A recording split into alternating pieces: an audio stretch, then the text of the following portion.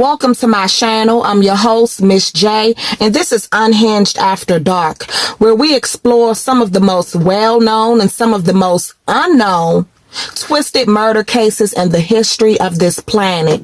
So come on, go ahead and grab your popcorn and let's get into it. The name of Richard Powers, after it was determined that he had had sexual contact with a female inmate by the name of Lucy Diaz.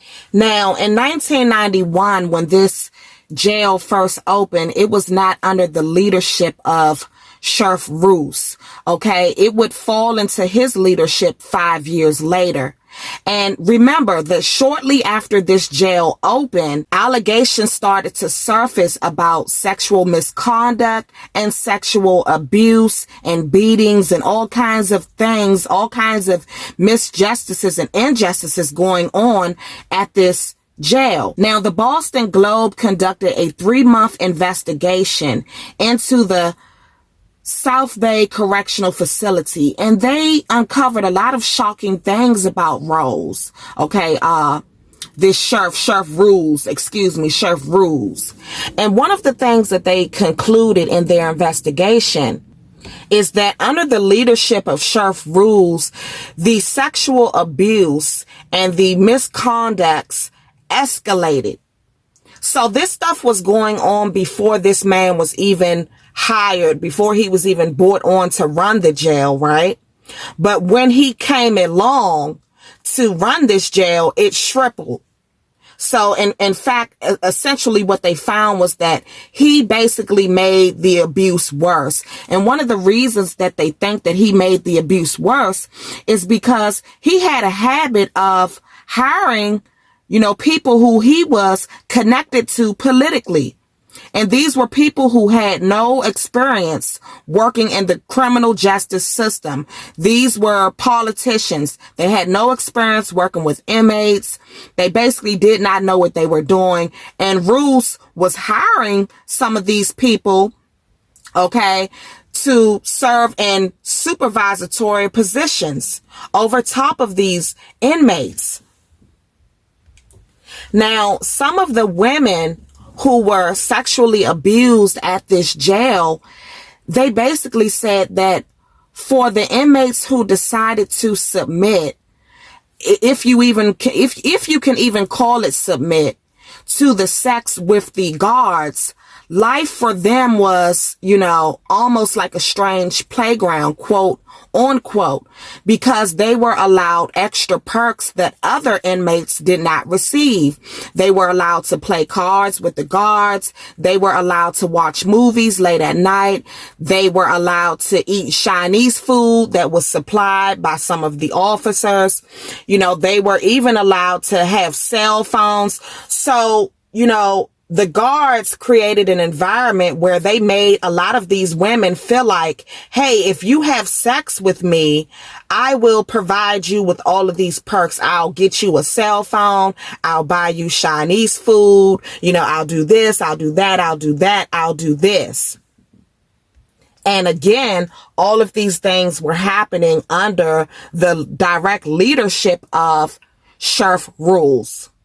Or Sheriff Roosy. I don't know why I keep mispronouncing his name, you all. I'm so pissed off at this man, simply because he was in a position where he could have stopped it, and he did nothing.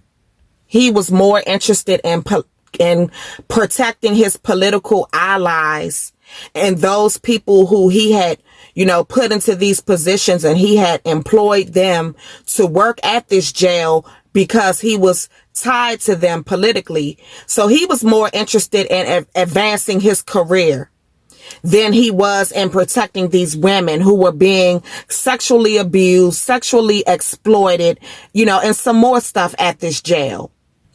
Now, Deputy Superintendent Marie Lockhart acknowledged that there is a commonly known early warning system.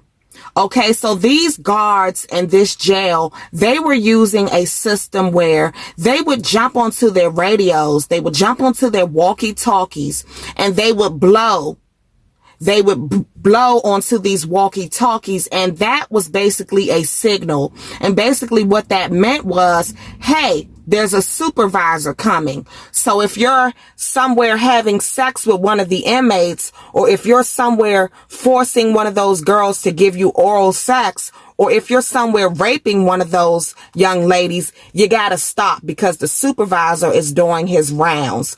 Okay, and the jail was aware of this system. Deputy Superintendent Marie Lockhart admitted this in a disposition. She admitted this, you all. So this is a system that the jail was familiar with. Everyone knew it.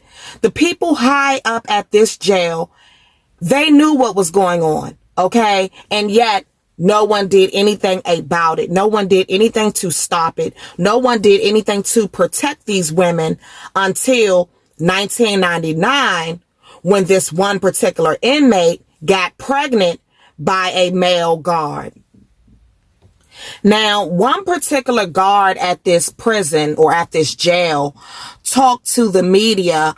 And when he spoke to the media, he basically told the media that it's not unheard of. And oftentimes at this jail, the guards will watch TV. They will sit all day on their shifts, and instead of doing their rounds, they're sitting there watching TV. They're not even watching the inmates like they are supposed to be doing. So there was a lot of widespread corruption going on inside of this jail, y'all. And like I said, what caused me to want to dive a little bit deeper into this jail is the fact that between July and September of this year, we have had 3 suspicious deaths at this jail. Okay, and the causes of those deaths is yet to be released. So when 3 people die at a jail, and they die in a time frame that is so, close, like these deaths were basically back to back to back, it causes me concern. It should cause concern for all of us. And I really wanted to dig deeper and find out what the history was behind this jail.